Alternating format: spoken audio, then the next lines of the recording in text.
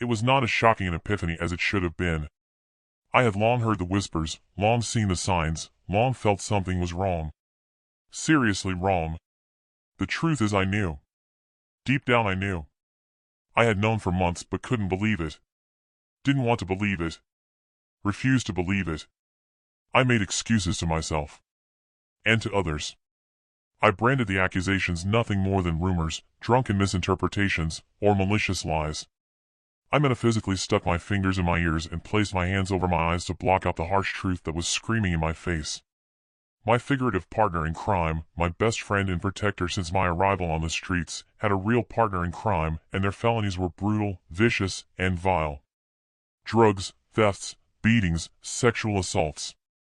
Both ex-convicts with a string of offenses and prison stints, they had teamed up after meeting at the Passage, a sister charity of Passage House, and methodically began waging a campaign of terror on the homeless communities in Westminster and Charing Cross. They would volunteer at the food drops and soup kitchens in the surrounding areas and convince the workers and volunteers of their sincerity as reformed convicts who had found salvation in Jesus and wanted to make amends for their past sins. The more religious the charity, the easier it was to pull the wool over their eyes and spoon-feed them lies swallowed with the same blind devotion they surrendered to the Lord. And as the deceitful duo earned the trust of the charities and homeless communities, they slowly began weaving violent new paths of sin through the local streets, alleys, and parks. They had flown under the radar for months, no one, myself included, suspecting even the slightest impropriety. Their smiles, their cooperation, and their wide-eyed sincerity fooled everyone.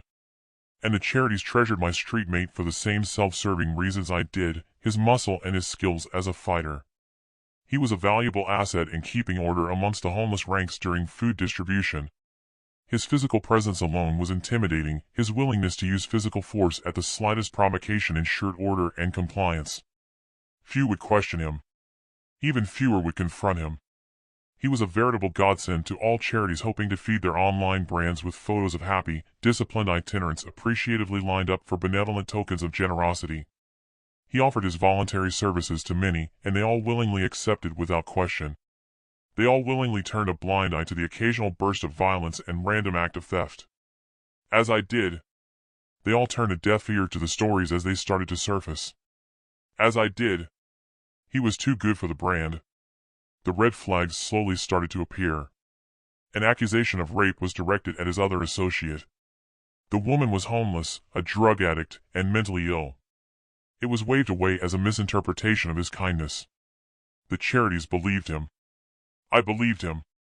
A few weeks later a homeless man was hospitalized, had 2 steel plates attached to his skull, after an altercation with my protector who swore with absolute certainty it was only to protect the man's girlfriend from a physical assault. The charities believed him. I believed him. His other partner often took homeless women back to his benefit-paid flat in Hackney, some of them disturbingly young, and the relationships would turn sexual, but there were no further accusations for months, so it was easy to lazily brush off as inappropriate but not criminal. The occasional disturbing remark would slip into conversation at Trafalgar Square. The most notable, I never make the first move. I always show them what's on offer and let them make the first move so they can't charge me with rape, sent chills up a number of spines, including mine, but we all filed it away as crude man talk. It is easy to deceive yourself when you don't want to believe the truth. Over a period of months, the stories and accusations increased. Another accusation of sexual assault was casually dismissed. Violent fights were becoming more frequent. They were buying and selling drugs to the hardened addicts of the streets under the guise of drug counseling. They were stealing drugs. They were stealing money. They were stealing from the charities and the homeless and laying the fingers of blame on others. I was starting to have doubts of myself, but as far as the charities were concerned, they were still spotless. The 3 of us had been volunteering regularly at one of the street-level charities that visit Charing Cross on a weekly basis to provide food and clothing. They were, and at the time of publication still are, one of the best grassroots organizations serving London. They arrive, distribute the requisite food and clothing, then conduct a walk-around through Leicester Square, Covent Garden and Charing Cross. They take personal interest in the people they help, providing assistance of all kinds and often making themselves available 24 hours a day, 7 days a week. They are concrete proof you don't need desks, elegant job titles or bricks and mortar to provide the assistance the homeless need. During one of those walk-arounds, we came across one of the regular clients, a lovely woman, one of the street's Earth mothers, known to us all. My friend's partner offered to take her to the Green Room, a woman's shelter in Westminster, and promised to act as her drug counselor from that day forward. She accepted his offer and arranged to meet with him later that night. She wasn't seen for almost a month, and everyone assumed she had been sheltered and was doing well. Until she returned, and provided a detailed account of the events that transpired after the charity had packed up and returned home. The two gentlemen had returned later that night doing an independent outreach tour after the one conducted with the charity, with meals they had stolen from the charity earlier in the evening. She was not provided the shelter she had been promised earlier. She was provided money to purchase drugs from the man professing to be a drug and alcohol counselor. They chatted and she was offered the chance to return to his accommodation in Hackney with the promise of a hot shower. When you're homeless, the promise of a hot shower is far more tempting than food. Food is easy to obtain from the numerous charities that roam the streets, hot showers are not. She accepted. When she stepped out of the shower, her new drug counselor was standing there, naked, showing her what was on offer and encouraging her to make the first move. She rejected his advances. He persisted. She defended herself and left. My former friend was not a participant in the exchange itself, but was present in the room. Shortly after, the bullying began, encouraging her to leave the area. Others she had known made the effort to come to her defense, only to be met with the intimidating strength of my former friend and protector. He was the brawn in the partnership, being used for his muscle, as he had been by the charities, as he had been by me. And with his brain increasingly addled by the drugs he was taking after being convinced to stop his medication, he was easier to control and unleash. She refused to report the incident to the police as she had had prior experience with them in the past and insisted they would do nothing but focus their attentions on her own addictions, not the crime perpetrated against her. The charity owners informed the two gentlemen their voluntary services were no longer required.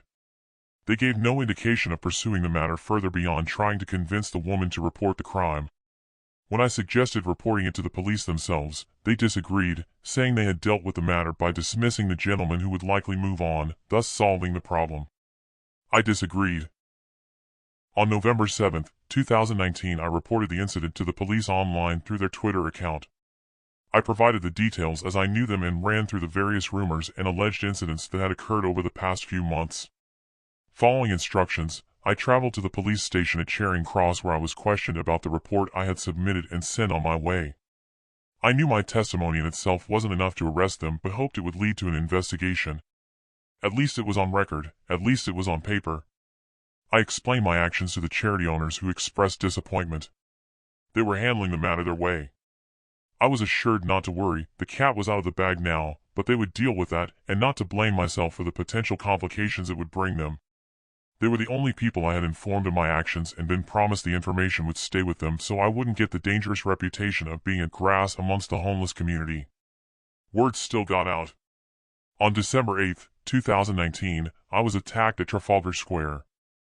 I was catching up with another homeless friend who had been out of the area for months on a cycling tour of northern England to visit his family. My former partner was in the vicinity and heard our conversation. I mentioned the book I had recently been contracted to write through a Canadian publisher, and he snapped.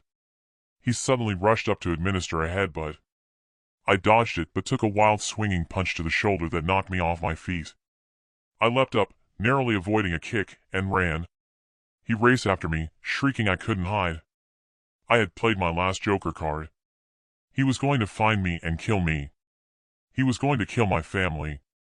He knew people, and if he couldn't sort me out, they would. He was going to tear me apart and show the world how evil I'm inside. Just another homeless thing playing itself out in front of the National Gallery on Trafalgar Square, minutes from the connection. At least the buildings were safe.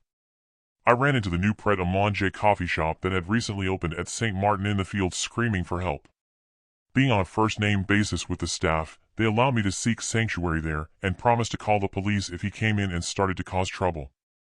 I accepted the free coffee they offered, set up my laptop, and contacted the Metropolitan Police on their Twitter account, as I had done before.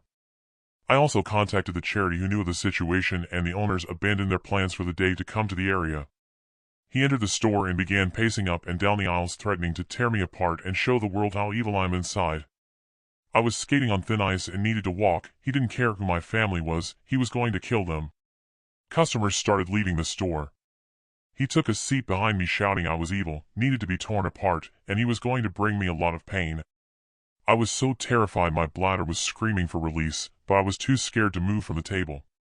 He started pacing the aisles again, brushing by me as he phoned his other partner and told him I knew everything and had to be taken down, to round the boys up. I was fucking everybody over and it was time to show me what real fucking is. 4 police officers arrived and after speaking with the manager on duty, proceeded to the table behind me. The transformation was instantaneous. No longer the screaming, menacing attacker who had sent me fleeing for my life less than a half hour ago, he was suddenly the soft-spoken, charismatic victim. I was the harasser, threatening him and his family for months, and attacking him on more than one occasion. I was crazy and needed to be taken off the streets. He provided the contact details of witnesses who could back up his claims. 2 of the police officers then moved to my table, one staying silent for the entire exchange that followed. My shaking was immediately addressed, and I was asked if I was on drugs. I answered in the negative, and asked if I was sure. I was then told his account did not match the report I had provided online, and he could provide witnesses to confirm a history of abusive behavior on my part. I pointed out the noticeable discrepancy between our sizes and physiques, indicating I was in no way a threat to him. I was then told if I insisted on pressing charges, I would be taken into custody myself. When I asked why I was informed I did not want to add resisting arrest to the charges. I was subsequently told to stop coming around the area and creating disturbances. I asked the officer why he was threatening me with arrest, and he replied he wasn't threatening me, he was simply telling me the potential consequences of my decision. I had heard that doublespeak before many times, from the connection in Passage House, and recognized, with alarm, the brick wall of words I was beating my head against. He then asked what I hoped to achieve from all this. I told him I wanted some assurance I could walk out of the coffee shop and not get beaten up. He told me to stop playing games, that wasn't a real answer. He then asked for my decision, reminding me I would be taken into custody myself if I pressed charges. I asked to wait until the charity owners arrived. He asked why. I answered I was scared, technically a foreigner in this country, unfamiliar with its laws, and wanted their advice. He told me that wasn't possible, the police are busy, and I was wasting their time. Word after word after word, brick after brick after brick. I opted not to press charges, stating I had felt threatened by the potential arrest my decision could lead to. I was told it was the right decision and told to stay out of the area in future as this incident was now on file. The police left. My former friend remained for some minutes, then also left, brushing past me laughing. I remained in the coffee shop, shaking with fear until the charity owners arrived and after some discussion escorted me out of the area to prevent another attack. While waiting I received a message on Twitter from the Metropolitan Police asking if I would be willing to complete a short survey about my experience contacting them. I filled it in with the intention of making my displeasure clearly known, but the survey itself was not designed to allow for actual criticism. I filled it in as best I could, and the survey ended politely thanking me for my feedback. And in whichever post-celestial watering hole they frequent, Orwell and Kafka clinked glasses, toasting their shared foreshadowing of the terrifying absurdity of it all.